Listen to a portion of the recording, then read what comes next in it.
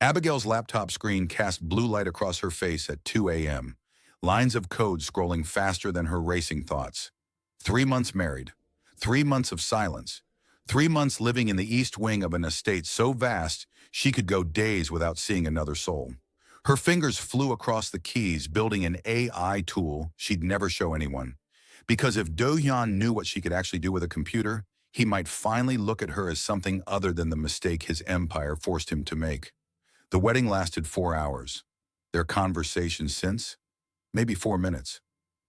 "Stay out of my sight, Abigail." That's what he'd said on their wedding night, his dark eyes sliding past her like she was furniture. "You have the East Wing. I won't bother you.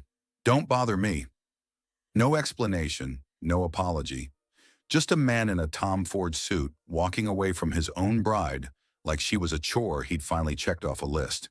She'd watched him disappear into the West Wing, heard the heavy door lock behind him, and realized with crushing clarity her father had sold her to settle a debt, and Do Hyeon had paid it the way you'd pay for shipping insurance. Necessary, forgettable, worthless once the transaction cleared. But tonight something was different. Tonight her security system was pinging alerts she didn't recognize. Camera feeds showing angles that shouldn't exist. Motion sensors she definitely didn't install, picking up shadows in hallways she'd never walked. Abigail pulled up the estate's network map, and her breath stopped. Someone had tripled her security protocols. Someone had access to systems even she couldn't breach. Someone was watching her every move with technology that made her Stanford degree look like a high school hobby project. The question wasn't if Do Hyeon was tracking her. The question was why a man who couldn't stand to look at her was monitoring her location down to the square foot, 24 hours a day. Her phone buzzed. Unknown number. The message made her blood run cold. "The Chin family knows you're the weak spot. Leave Miami tonight, or you won't leave at all."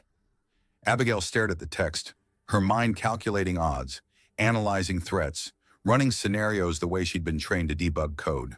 But before she could respond, before she could even process the warning, her door exploded inward. Not Do Hyeon, not his guards. Men she'd never seen before, moving with the precision of people who killed for a living. And in that split second, as she dove behind her desk and heard the first gunshot shatter the window behind her head, Abigail realized something that would change everything. The cold, distant husband who wanted her out of his sight had apparently been the only thing keeping her alive. Hit subscribe to find out why Do Hyeon's been watching Abigail in secret. And let me know in the comments what country you're watching from so I can personally say hello and see where this story's traveling. The gunshot still echoed in Abigail's ears as Do Hyeon's hands dragged her behind the overturned mahogany desk. Glass from the shattered window rained down like diamonds, catching the moonlight as armed men flooded her room. She didn't scream. Her mind was already 3 steps ahead, calculating exits, analyzing threat vectors, running survival algorithms the way most people ran on instinct. "Stay down!" Do Hyeon's voice cut through the chaos, and for the first time in 3 months, he was looking directly at her. His dark eyes weren't cold anymore. They were wild, terrified. 2 of his guards returned fire from the doorway. The intruders retreated, their boots thundering down the hallway, and then silence crashed over the room like a wave. Do Hyeon's hand was still gripping her wrist, his fingers trembling against her pulse point. "Are you hurt?" He didn't wait for her answer. His hands moved over her shoulders, her arms checking for blood with the frantic precision of someone who'd just watched their world nearly end. "I'm fine." Abigail pulled away, her back pressing against the desk. "What the hell was that?" Do Hyeon's jaw clenched. He stood, adjusting his suit jacket like he could straighten away the terror that had just fractured his legendary control. "The Chin family. They know you're here. They know what you mean." "What do I mean?" Abigail's laugh was sharp, bitter. "I'm the obligation you can't stand to look at. What could I possibly mean?" His eyes snapped to hers, something dangerous flickering in their depths. But before he could respond, his phone buzzed. He answered in rapid Korean, his tone clipped and commanding, then hung up and looked at her with an expression she couldn't read. "Pack a bag. We're moving you to a safe house until I handle this." "Handle what?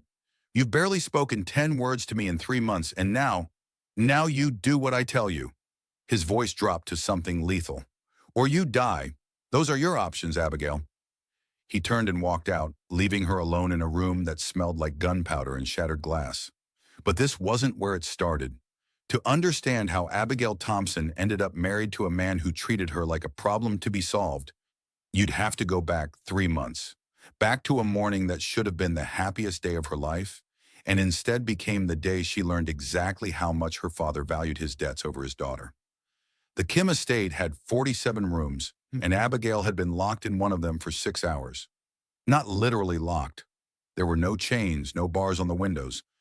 But the 2 guards stationed outside her door made it clear she wasn't leaving until someone gave permission.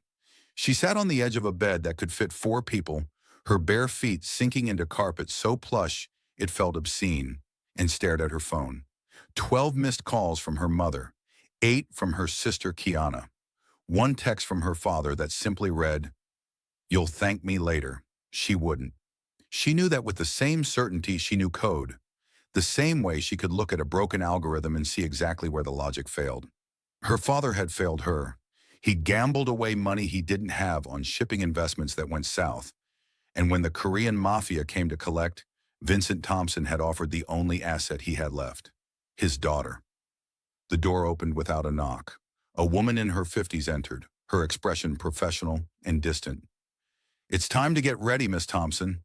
"It's Ms. Thompson," Abigail corrected, but the woman was already wheeling in a garment bag that looked like it cost more than a car. "The ceremony begins in 2 hours. Mr. Kim has arranged everything." Of course he had. Hyeon Kim arranged everything. He was a man who controlled shipping routes from Seoul to Miami, who made politicians sweat with a single phone call, who'd built an empire on calculated risks and ruthless efficiency. And now he was adding Abigail to his portfolio like she was real estate. The woman unzipped the bag, revealing a Vera Wang gown that stole Abigail's breath despite everything.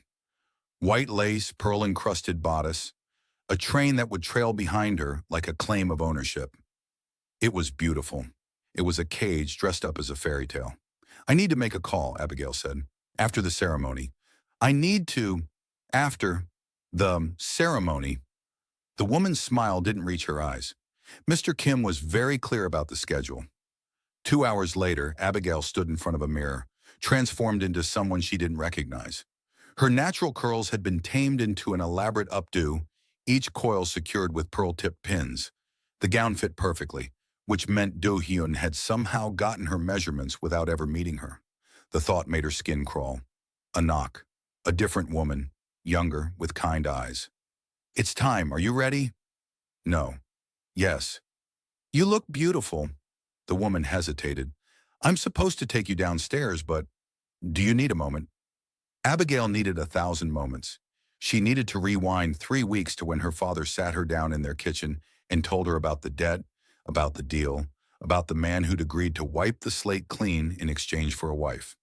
She needed to go back further, before her father made the bets that destroyed their family, to when she was just a Stanford grad with a startup dream and a future that belonged to her. But time didn't work that way. So Abigail adjusted the bodice one last time and nodded. The hallway seemed longer than it had that morning, the marble floors gleaming under crystal chandeliers that probably cost more than her education. She could hear voices drifting from somewhere ahead, low and serious, speaking in a language she didn't understand. Her guide led her past rooms filled with art she'd only seen in museums, past guards who watched her with the detached interest of people guarding cargo. They were almost to the grand staircase when Abigail heard it, a voice that made her blood run cold despite never having heard it before. Deep, commanding, with an edge that suggested he wasn't used to being questioned. Do Hyeon. Her guide had stopped to adjust something on the garment bag trolley they'd left behind, leaving Abigail alone in the corridor. The voices were coming from a room with double doors, one of them slightly ajar. She shouldn't listen. She should keep walking, descend those stairs, and marry the stranger who'd bought her like property. But Abigail had never been good at doing what she should. She moved closer, her dress whispering against the marble, and pressed herself against the wall beside the door.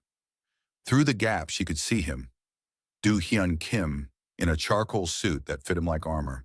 his jet black hair styled with the kind of precision that suggested he controlled every detail of his appearance the same way he controlled everything else.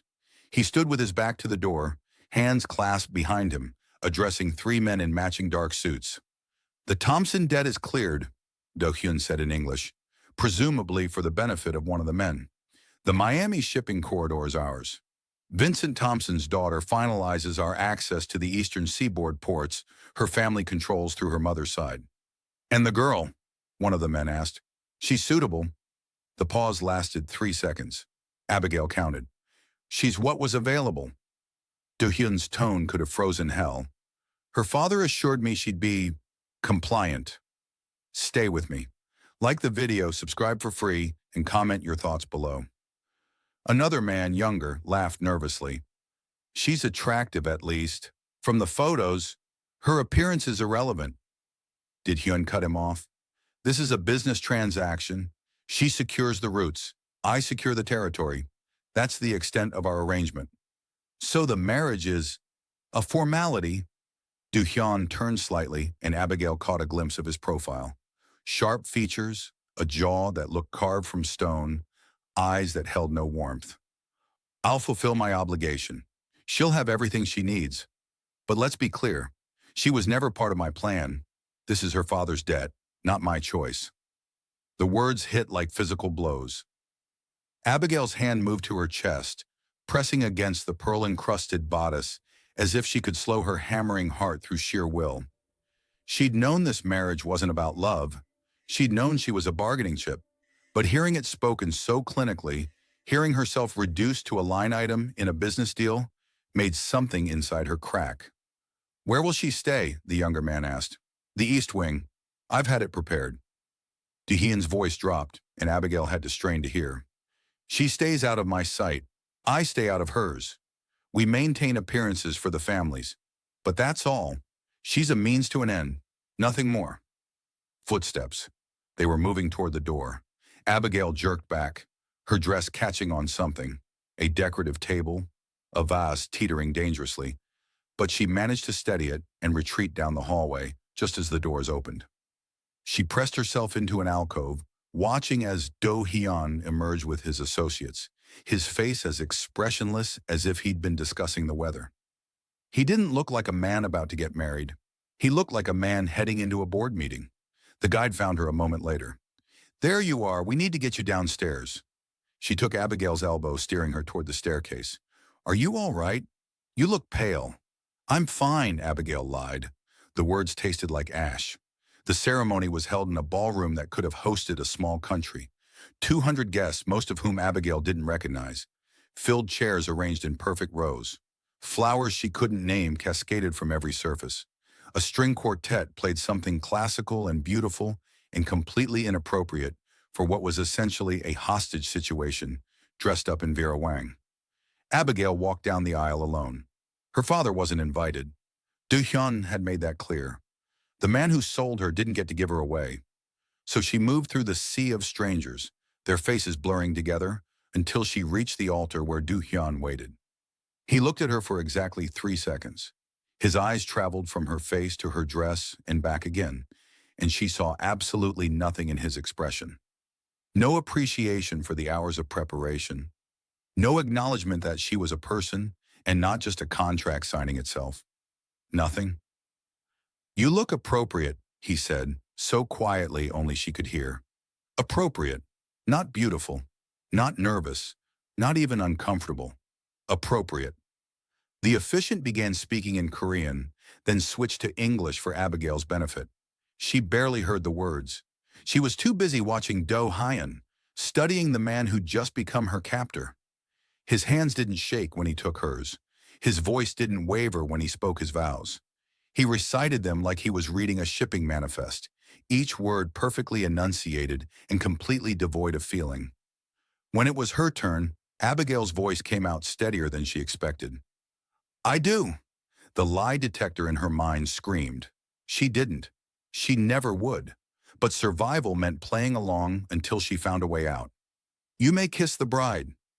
Do Hyun's hand cupped her jaw, tilting her face up toward his. For one brief moment, his eyes met hers. and Abigail saw something flicker in their depths. Something that might have been regret, or might have been nothing at all.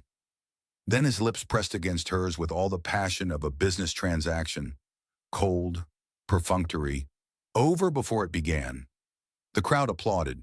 Do Hyun released her and turned to face their audience, his hand finding hers only because tradition demanded it.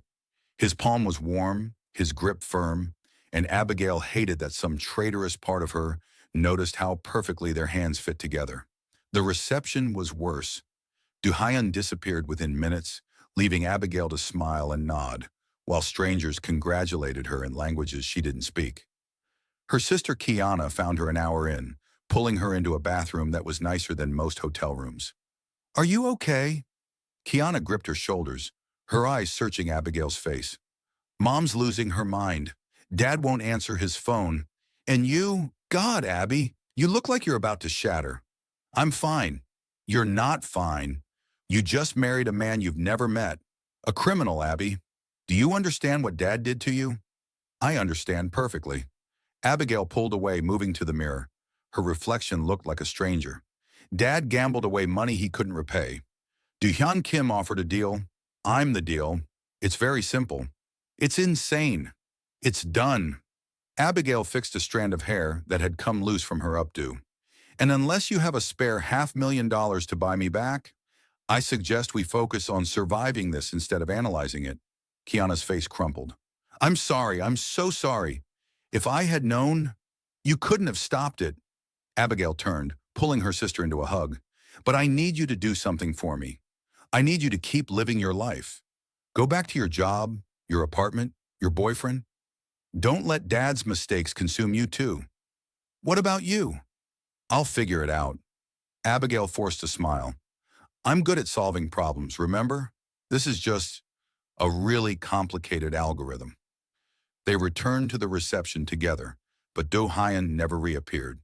When the party finally ended and guests began filtering out into the Miami night, a woman approached Abigail, the same professional, distant woman from that morning.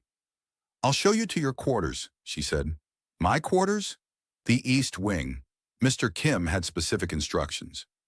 The East Wing turned out to be less of a wing and more of a separate residence connected to the main house by a glass corridor. The woman led Abigail through it, her heels clicking on marble, and opened a door to reveal a space that would have been a dream under any other circumstances. A massive bedroom with floor-to-ceiling windows overlooking manicured gardens, a walk-in closet already filled with clothes in her size, a bathroom with a soaking tub that could fit 3 people, a sitting area with a desk, and on that desk, "Your belongings from your apartment," the woman said, following Abigail's gaze. "Mr. Kim had them moved while you were at the reception. Your laptop, your books, your personal items." "He went through my things?" Abigail's voice came out sharper than intended. "He ensured you'd have everything you need." The woman moved toward the door. "There's a kitchen down the hall, fully stocked. The house staff will bring meals if you prefer. Your phone works throughout the estate. If you need anything, dial 0. "Where is he?" The question escaped before Abigail could stop it. "My husband?" "The West Wing. He won't disturb you." The woman paused at the threshold. "He asked me to tell you that you're free to move about the estate, but he'd appreciate it if you'd stay out of his sight as much as possible. He'll do the same for you. If this moment pulled you in, stay with them. Subscribe and do not look away." Their story has already started. The door closed with a soft click, leaving Abigail alone in her beautiful cage. She stood in the center of the room for a long moment, still wearing the Vera Wang gown, still feeling the ghost of Do Hyun's perfunctory kiss on her lips. Then she moved to her laptop, flipped it open, and did the only thing that had ever made sense to her. She started coding. 3 months. That's how long Abigail spent in the East Wing before the night everything changed. 90 days of waking up alone, eating alone, and going to sleep alone in a bed big enough for a family. 90 days of building AI tools she'd never show anyone. Of teaching herself new programming languages just to keep her mind from fracturing. Of watching the sun rise and set over gardens she was too angry to walk through. She saw Do Hyun exactly 4 times. The first time was week 2.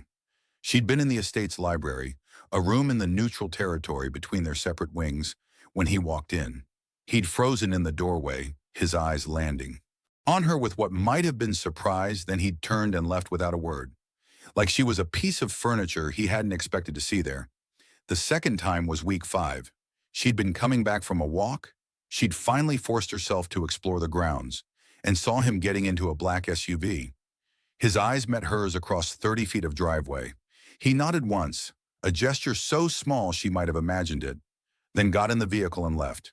The third time was week 9. She'd been in the kitchen at 2 a.m., unable to sleep, making tea. He'd walked in, gone completely still when he saw her, then moved to the refrigerator without acknowledging her presence. They stood in that massive kitchen for 4 minutes, the only sound the hum of appliances, before Abigail took her tea and left. The fourth time was week 12. She'd heard his voice in the hallway outside her wing, speaking rapid Korean to someone on his phone.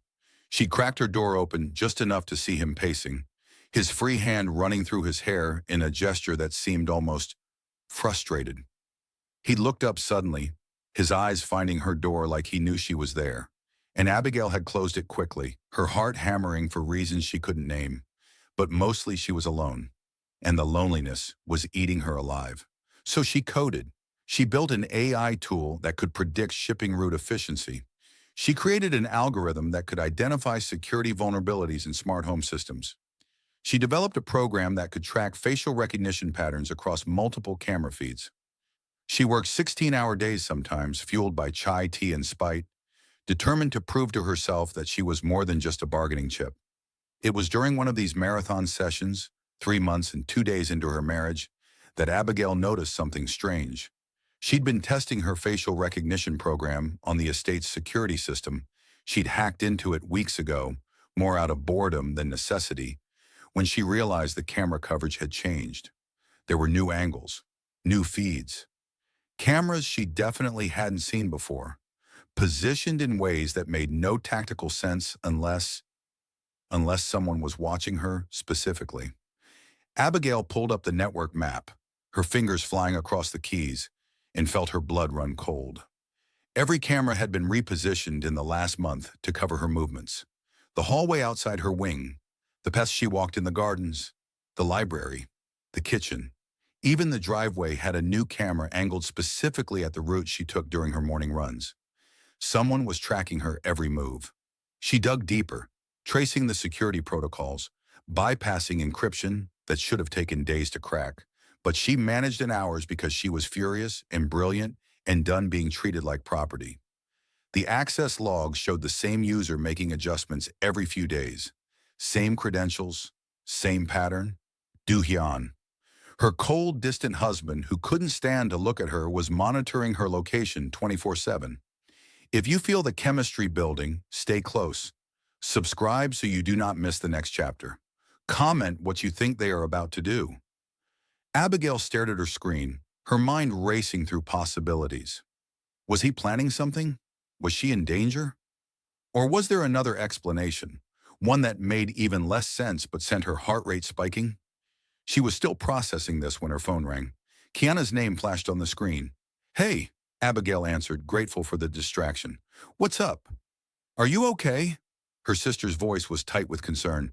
"I've been trying to reach you all day." "I'm fine, just working. What's wrong?"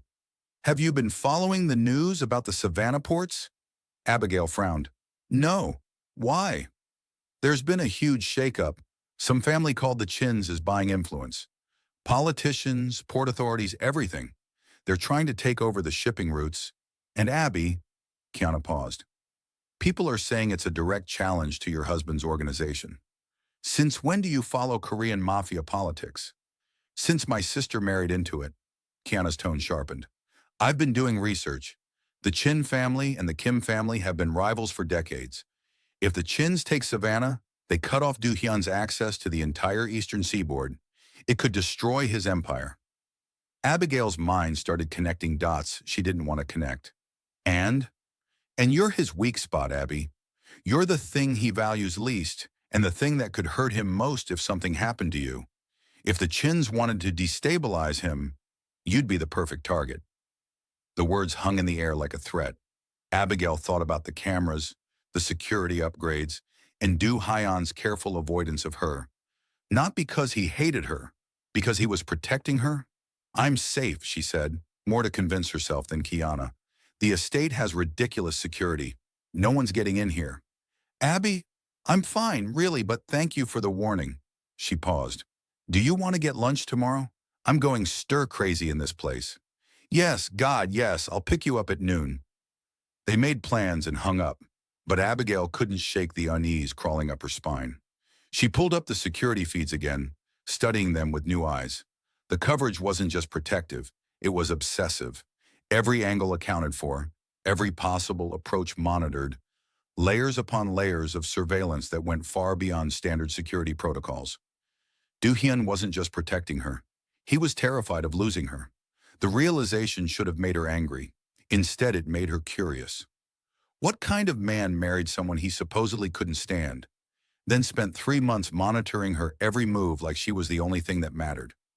What kind of man avoided her so completely, but ensured she had her favorite chai tea stocked in her kitchen? She'd noticed that 2 weeks ago, but assumed it was coincidence. What kind of man demanded she stay out of his sight, but arranged for the temperature in her wing to be exactly 68 degrees? The precise number she'd mentioned once in an email to her sister that Do Hyun couldn't possibly have seen unless he was monitoring her communications. Abigail closed her laptop and walked to the window. Somewhere across the estate, in the West Wing she'd never entered, Do Hyeon Kim was probably working in his office, probably reviewing shipping manifests or meeting with associates or doing whatever ruthless Mafia bosses did at 2 a.m., probably not thinking about her at all, except the cameras said otherwise. The temperature controls said otherwise. The tea said otherwise. Before we continue, quick question. Where in the world are you watching from?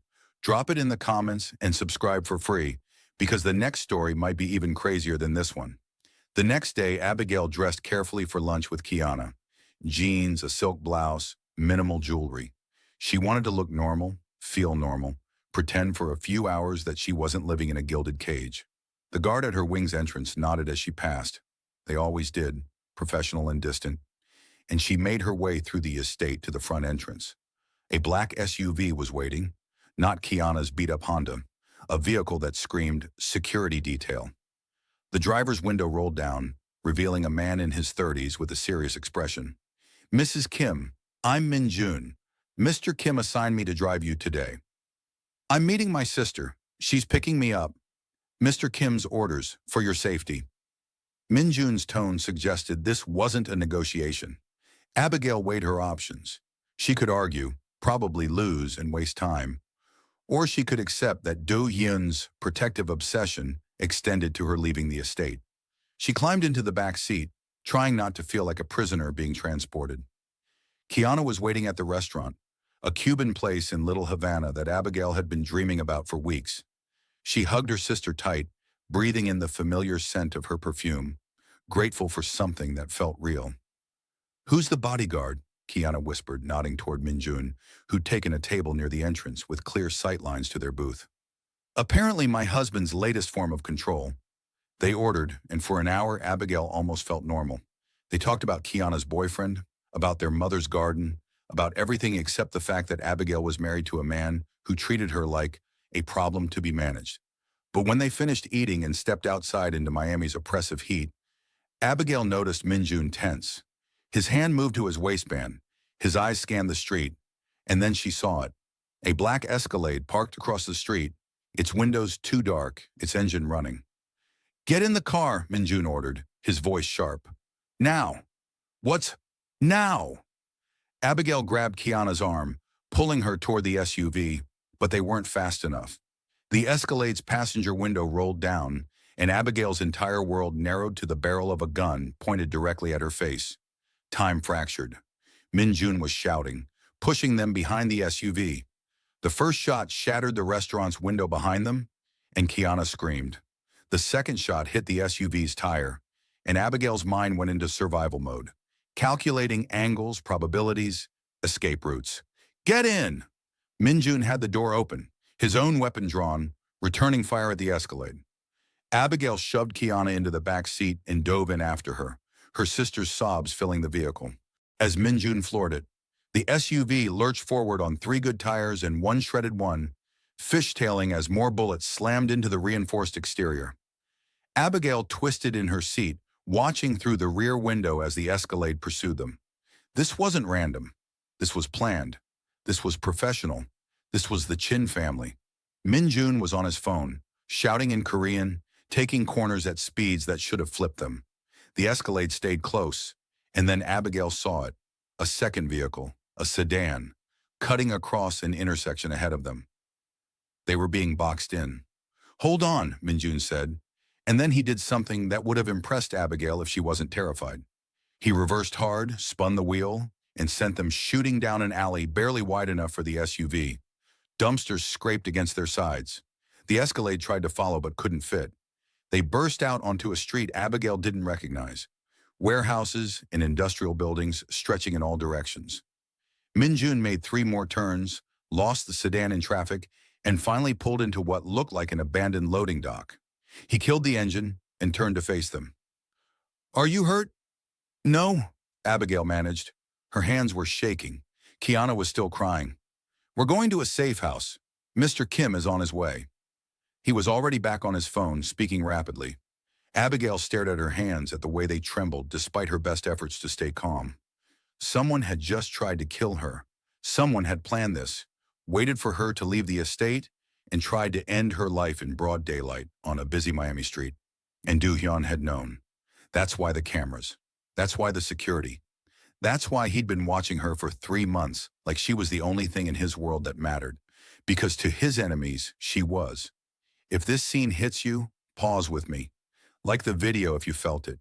Subscribe to keep following them. Comment whose heart's about to break. 10 minutes later, a convoy of black vehicles arrived. Abigail watched through the SUV's window as men in dark suits swept the loading dock, securing the perimeter with military precision. And then she saw him. Do Hyeon stepped out of the lead vehicle, and Abigail's breath caught. She'd never seen him like this. His suit jacket was gone, his white shirt sleeves rolled up, and his face, God, his face was a mask of barely controlled terror. His eyes swept the loading dock until they found the SUV, found her through the window, and something in his expression cracked. He was at her door in seconds, yanking it open so hard it bounced against its hinges. His hands reached for her, pulling her out of the vehicle and against his chest in a movement so fast she didn't have time to react. His arms locked around her like chains, his heart hammering against her ear, and Abigail realized with absolute clarity that Do Hyeon Kim, the ruthless Mafia boss who'd married her like she was a business transaction, was shaking. "You're alive," he said into her hair, his voice wrecked. "You're alive." And Abigail, pressed against the chest of a man who'd spent 3 months avoiding her, felt something inside her shift and break and reform into something she didn't have a name for yet. But it felt dangerously close to understanding. Do Hyeon didn't let go, not when his men secured the perimeter, not when Min Jun gave his report in rapid Korean, not even when Kiana stumbled out of the SUV, her mascara streaked, staring at them like she couldn't process what she was seeing. He kept Abigail pressed against his chest, one hand cradling the back of her head, the other locked around her waist, and she could feel the tremors running through his body. "Sir," one of his associates said carefully, "we need to move." Do-hyun's response was a string of Korean so sharp the man actually stepped back. Then finally he released her, but only enough to frame her face with both hands, his thumbs brushing her cheekbones as his eyes searched hers with an intensity that stole her breath. "Did they touch you?" His voice was raw, stripped of the cold control she'd grown accustomed to. "Tell me they didn't touch you." "They didn't. Min Jun, he got us out." Do-hyun's jaw clenched. He looked at Min Jun over her shoulder and said something in Korean that made the driver straighten with visible pride. Then his attention snapped back to Abigail, and the terror in his eyes hadn't diminished at all. "Your sister needs to go home," he said. "My men will escort her. You're coming with me." "Do-hyun, you're coming with me." It wasn't a request. It was the sound of a man who just watched his worst nightmare nearly come true and couldn't handle negotiation. "We'll discuss everything else later. Right now, you get in that car, or I carry you to it. Those are your options." Abigail should have been furious. She should have pushed back against his high-handed orders, should have demanded explanations right there in that loading dock. But the truth was, her legs were shaking so badly she wasn't sure she could stand on her own, and some primal part of her brain recognized safety when it wrapped itself around her, like armor. She turned to Kiana, who was being tended to by one of Do Hyun's men. "Are you okay?" "Am I okay?" Kiana's laugh was borderline hysterical. "People just shot at us, Abby. Your husband looks like he's about to murder half of Miami, and you're asking if I'm okay? I need to know you're safe." "I'll make sure she gets home," Do Hyun said, his hand finding the small of Abigail's back. "And I'll have guards in her apartment until this is resolved. The Chin family won't get near her again." Kiana looked between them, her expression shifting from shock to something Abigail couldn't quite read. "You actually care about her?" Do Hyeon's silence was louder than any answer he could have given. He guided Abigail toward his vehicle, and this time she didn't resist. She climbed into the back seat, and he followed, sitting close enough that their thighs pressed together.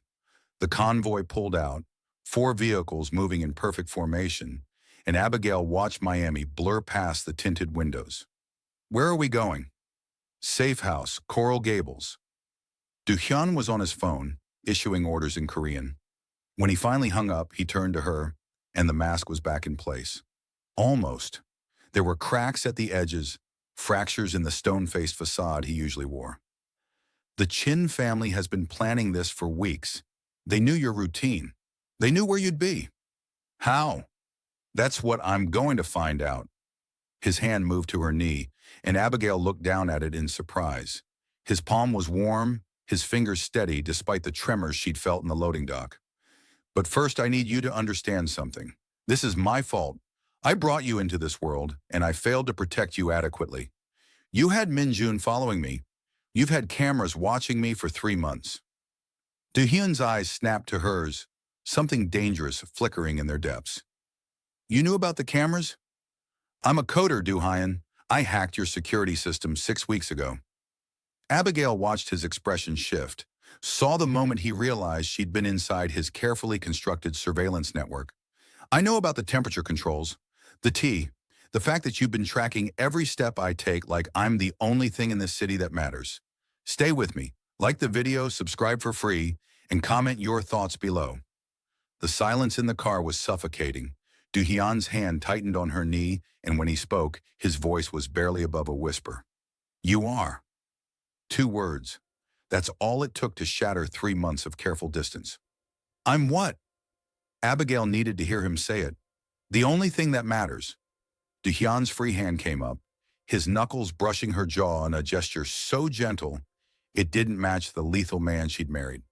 "From the moment I saw your photograph, you've been the only thing that matters, and that terrified me more than anything in my life ever has." The convoy turned into a gated community, past guards who waved them through without question. The safe house turned out to be a sprawling Mediterranean-style villa, all white stucco and red tile roofs, surrounded by high walls and more security than some embassies. Do Hyun's men swept through first, clearing rooms with military efficiency, and then he was guiding her inside. The interior was beautiful in an impersonal way, expensive furniture that no one had ever truly lived with, art on walls that no one had taken time to appreciate. Do Hyun led her through to a library, all dark wood and leather-bound books, and finally released her. "You should sit," he said. "I don't want to sit." Abigail's hands were still shaking, adrenaline crashing through her system in waves. "I want you to explain what the hell is happening. I want you to tell me why you've spent 3 months acting like I don't exist, then monitoring me like I'm about to disappear. I was a coward." Do-hyun cut her off, his voice sharp. He moved to the window, his back to her, his shoulders rigid with tension. "That's the explanation you want? I was terrified of what you made me feel, so I ran. I hid in the West Wing and told myself I was protecting you by staying away. I convinced myself that if I didn't let you close, I couldn't be weak. And then today, when I got the call that you'd been attacked," his hands slammed against the window frame, the sound sharp in the quiet room. "I realized I'd been protecting myself, not you. I'd been so afraid of caring about you that I left you vulnerable." Abigail stared at his back, at the rigid line of his spine, at the way his hand was still pressed against the frame, like he needed it to hold himself up. You've been watching me since the wedding. Since before the wedding. Do Hyeon turned, and the look on his face stole her breath. Raw, unguarded. I saw your photograph when your father first proposed the alliance. You were in your Stanford sweatshirt, sitting in front of a laptop, completely absorbed in whatever you were coding. You weren't trying to look beautiful for a camera. You weren't posing.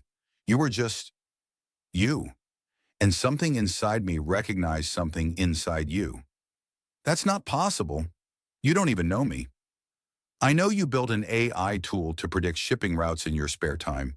I know you hate mornings but force yourself to run at 6 a.m. anyway. I know you take your tea with honey, no milk, and you drink it while watching the sunrise from your bedroom window. Do Hyeon moved closer, each step deliberate. I know you code when you're lonely, that you haven't spoken to your father since the wedding, that you cry in the shower where you think no one can hear you. Abigail's throat tightened. You've been spying on me. I've been memorizing you. He was close now, close enough that she could see the flecks of gold in his dark eyes. Every detail, every habit, every moment of your day. Because you're my wife, and I'm in love with you. And I didn't know how to tell you that when I'd already ruined everything by treating you like a transaction. If you feel the chemistry building, stay close. Subscribe so you do not miss the next chapter. Comment what you think they are about to do. The words hung between them like a confession and a condemnation. Abigail's mind raced, trying to reconcile the cold man from the wedding with the one standing in front of her now, looking at her like she was oxygen and he'd been drowning for 3 months. You don't love me, she said, but even to her own ears it sounded like a question. You barely know me. I know that you're brilliant and brave, and you've spent 3 months in that East Wing, refusing to break even though I gave you every reason to. Do Hyun's hand came up, hovering near her face like he wanted to touch her, but didn't think he had the right. I know that when you code, you bite your bottom lip. I know that you named your AI program Phoenix because you wanted something that could rise from ashes. I know that you haven't forgiven your father, but you still check your phone hoping he'll call. Stop! Abigail's voice cracked. Stop acting like you know me when you spent 3 months making sure I knew I didn't matter. You're right, Yun's hand dropped. I was cruel. I was a coward who hid behind business and control because I didn't know how to handle feeling something real. But I can't do that anymore. Not after today. Not after I almost lost you. Why? The question ripped out of her. Why does it matter if you lose me? I'm just the down payment on a shipping route, remember? I'm the obligation you never wanted. You were never that. Do-hyun's jaw clenched. You were the woman I saw in that photograph who made me realize I'd spent 38 years building an empire and had nothing in it worth protecting. You were the person I married knowing it would change everything, and I was terrified because I'd never let anything matter more than control. So yes, I told my associates you were an obligation. I told myself you were a means to an end. But I was lying to them and to myself because the truth, his voice broke. The truth is that I took one look at you in that wedding dress and knew I'd burn down everything I'd built if it meant keeping you safe. Abigail's breath stuttered. She searched his face for signs of manipulation, for the cold calculations she'd seen on their wedding day, but all she found was raw, devastating honesty. I don't know what you want me to say. I want you to let me fix this. Do-hyun's hands flexed at his sides like he was physically restraining himself from reaching for her. I want you to give me a chance to be the husband you deserve from the beginning. I want... He stopped, his legendary control fracturing completely. I want you to look at me the way you did when I pulled you out of that SUV. Like you saw me. Like I mattered. You were terrified, Abigail whispered. I was destroyed.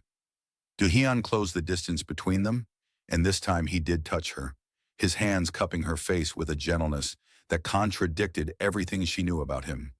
3 months of watching you through cameras, of memorizing your routines, of making sure you had everything you needed while keeping my distance because I was too afraid to admit what you'd become to me. And then today, when Minjun called and said you were under attack, I understood exactly how stupid I'd been. Because none of it matters. Not the empire, not the territories, not the shipping routes, if you're not in this world. Abigail's eyes burned. She wanted to be angry. She wanted to push him away, to make him feel even a fraction of the loneliness she'd experienced in the East Wing. But his hands were shaking again, and his eyes were pleading, and she realized with startling clarity that Do Hyeon Kim, the ruthless Mafia boss who controlled half of Miami's underworld, was completely, devastatingly vulnerable at this moment. If this scene hits you, pause with me. Like the video if you felt it. Subscribe to keep following them. Comment whose heart is about to break. I don't know if I can trust you, she said honestly. I know.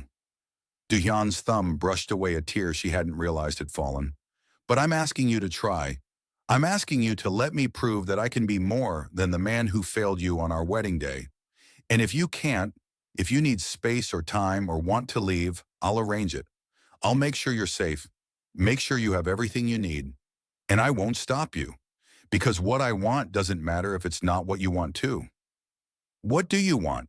You. The word was simple and absolute. I want to wake up knowing you're safe. I want to come home and find you coding in the library. I want to learn how you take your tea by asking you instead of hacking your sister's email. I want to earn the right to touch you, to kiss you properly instead of that nightmare business transaction on our wedding day. I want... His voice dropped to something raw and desperate. I want a real marriage. With you, if you'll give me the chance. Abigail's mind spun with too many emotions to name. 3 months of anger and loneliness warred with the vulnerability in Do-hyun's eyes. But underneath it all was something else. A recognition that maybe they'd both been protecting themselves. Both been terrified of what it meant to let someone in. I have conditions, she said finally. Hyun's hands tightened on her face. Anything. No more hiding. If we're doing this, we do it honestly. You tell me what's happening with the Chin family. You tell me about the threats. You don't protect me by keeping me in the dark. Agreed. And I'm not decorative. Abigail pulled back enough to look him in the eye. I'm a coder. I'm brilliant with technology. If your empire is under threat, I can help. But that means you treat me like a partner, not a possession. Do-hyun studied her face, and something that looked like pride flickered in his expression. You want access to my organization's systems? I want to be part of the solution instead of the problem everyone's trying to protect. That's dangerous. So is marrying a mafia boss. Abigail's voice firmed. But I did that, and I survived an assassination attempt today. And I hacked your security system 6 weeks ago just to prove I could. So either you let me in completely, or we end this now before it starts. Before we continue, quick question. Where in the world are you watching from? Drop it in the comments and subscribe for free because the next story might be even crazier than this one. The silence stretched between them, heavy with possibility. Then Do-hyun did something that changed everything. He smiled. Not the cold, controlled expression she'd seen at the wedding. A real smile, warm and genuine, and tinged with something that looked dangerously close to admiration. You hacked my security system. I told you I was good. You're brilliant. Do-hyun's hand slid from her face to her shoulders. And you're right. If we're doing this, we do it as partners. Which means I tell you that the Chin family has been systematically buying political influence in Savannah for 6 months. They're trying to cut off my access to the Eastern Seaboard ports, which would cripple 40% of my shipping operations. And they decided the fastest way to destabilize me was to eliminate you. Because I'm your weakness. Because you're what I care about most. Do-hyun, correct me. And they're not wrong to target you. But what they don't know is that my wife is a Stanford-educated coding prodigy who just agreed to help me destroy them. Abigail felt something shift in her chest. For the first time since the wedding, she wasn't just a bargaining chip or a burden to be protected. She was being seen. What do you need? The Chin family's entire operation relies on a network of encrypted communications. They coordinate their political bribes, their shipping schedules, everything through a private server system that we've been trying to breach for months. Do-hyun pulled out his phone, tapped something, and showed her a screen full of code. My tech team says it's impossible to crack without insider access. Abigail studied the encryption, her mind already dissecting the patterns. It's not impossible, it's just complicated. They're using a modified AES 256 algorithm with dynamic key rotation. But there's always a backdoor. Someone had to build the system, which means someone left a signature in the code. Can you find it? Give me 48 hours and your best equipment. Abigail looked up at him, seeing the hope in his eyes. I'll give you access to their entire network. But after that, we're going to have a very long conversation about what being partners actually means. Do Hyeon pulled her against him, his arms wrapping around her in an embrace that felt nothing like the careful distance of the past 3 months. We're having that conversation now, starting with, I'm sorry, for the wedding, for the coldness, for every moment I made you feel like you didn't matter. You matter, Abigail, more than anything. She let herself lean into him, feeling the steady beat of his heart against her ear.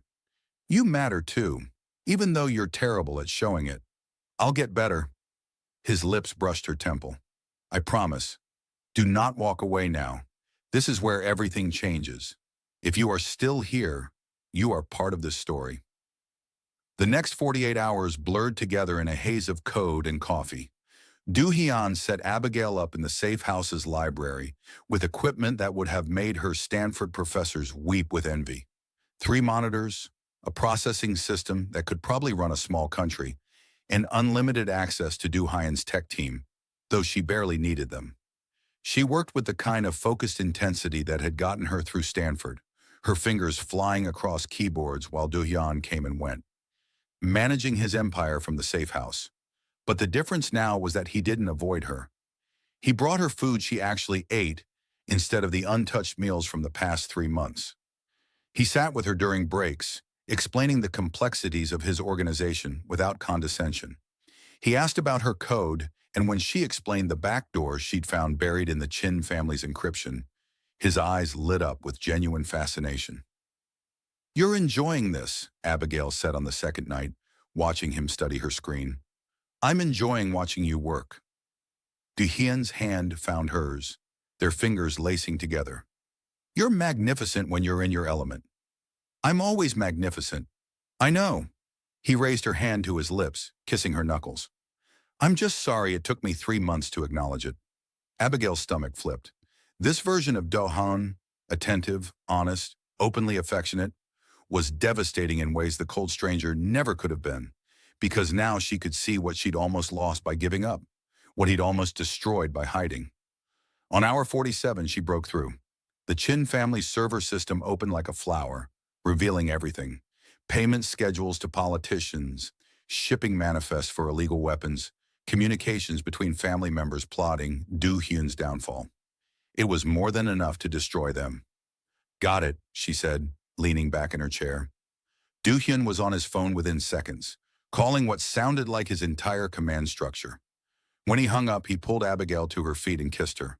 Not the perfunctory press of lips from their wedding, a real kiss, deep and claiming and full of 3 months of restrained wanting. When he finally pulled back, they were both breathing hard. Thank you, he said against her lips. You're welcome.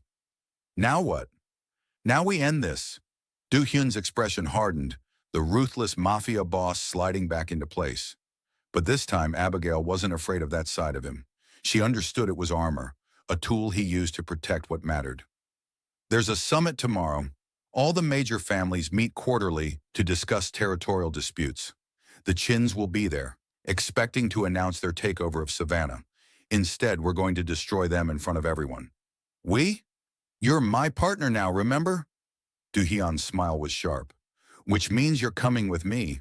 But first, he pulled out his phone, made a call, and spoke briefly in Korean. When he hung up, he was watching her with an intensity that made her pulse race. First, we're going home. Home? The estate. Our home. Not the East Wing or the West Wing. Just home. Do Hyeon's hand cupped her face. Because if we're doing this, if we're really doing this, then we do it properly. No more separation, no more distance. We share a room, share a life, share everything. If you're ready for that, Abigail's heart hammered. I'm ready. They returned to the estate that night, but everything felt different. Do Hyeon led her not to the East Wing, but to the master suite in the center of the house, a space she'd never entered. It was beautiful and masculine and clearly his, but he immediately started making space for her things, talking about renovations they could make together, acting like sharing his space was the most natural thing in the world. That night, they slept in the same bed for the first time, not touching, still learning how to be close, but together. And when Abigail woke at 6 a.m. to run, she found Do Hyeon already awake, watching her with soft eyes. "Good morning, wife. Good morning, husband." The words felt different now. Real. The summit was held in a historic hotel in downtown Miami, all chandeliers and marble and old money. Abigail walked in beside Do Hyeon, wearing a dress he'd had designed for her, midnight blue silk that made her feel powerful instead of decorative. Every eye in the room turned to them, whispers rippling through the crowd. The Chin family sat at the far end of the long conference table. Their patriarch, a man in his 60s with calculating eyes, smiling like he'd already won. "Kim Do Hyun," he said in accented English, "we weren't expecting you to bring a guest." "My wife isn't a guest." Do Hyun's hand found the small of Abigail's back. "She's my partner, and she has something to show you." Abigail moved to the head of the table, connected her laptop to the room's projection system, and pulled up the files she'd extracted from the Chin family's server. Payment schedules appeared on the screen. Communications planning Do Hyeon's assassination. Shipping manifests for illegal weapons. Everything. The room erupted. Family patriarchs shouted questions. The Chin family's faces went from confident to ashen in seconds. And Do Hyeon stood beside Abigail, his hand never leaving her back as they watched their enemies crumble. "The Savannah ports remain under Kim control," Do Hyeon said when the room finally quieted. "Any challenges to that will be met with the same level of transparency we've shown today. And any threats to my wife," his voice dropped to something lethal, "will be met with the full force of every alliance in this room. Are we understood?" The Chin patriarch stood, his face twisted with rage. "This isn't over." "Yes," Abigail said, her voice cutting through the tension. "It is, because I have copies of everything on that server, including evidence linking you to 3 unsolved murders and a trafficking operation that the FBI would love to know about. So you can accept defeat gracefully, or I can make one phone call and end your family entirely. Your choice." The man's jaw clenched. Then slowly he sat down. The summit concluded an hour later with the Chin family's power effectively neutered. Do Hyeon's alliances solidified, territories reaffirmed, and Abigail Thompson Kim established as someone who should never be underestimated. When they finally left, stepping out into Miami sunshine, Do Hyun pulled Abigail close and kissed her forehead. "You just saved my empire." "We saved your empire," Abigail corrected. "Partners, remember? Partners." Do Hyun's smile was real and warm and full of promise. For the rest of our lives, they drove home together, not to separate wings but to the master suite they now shared. That night, Do Hyun made good on his promise to kiss her properly, to show her exactly how much she mattered, to prove that the cold stranger from the wedding was gone forever. And Abigail, wrapped in the arms of a man who'd spent 3 months learning how to love her from a distance, finally understood what it meant to be truly seen. She was never a down payment. She was never an obligation. She was the brilliant, brave woman who'd brought a ruthless Mafia boss to his knees and taught him that control meant nothing without trust. She was his weakness in his strength, his partner in his equal, his wife in every way that mattered. She was home. Like the video if the ending surprised you. Comment on your reaction or your theory. Subscribe for free so you do not miss the next story.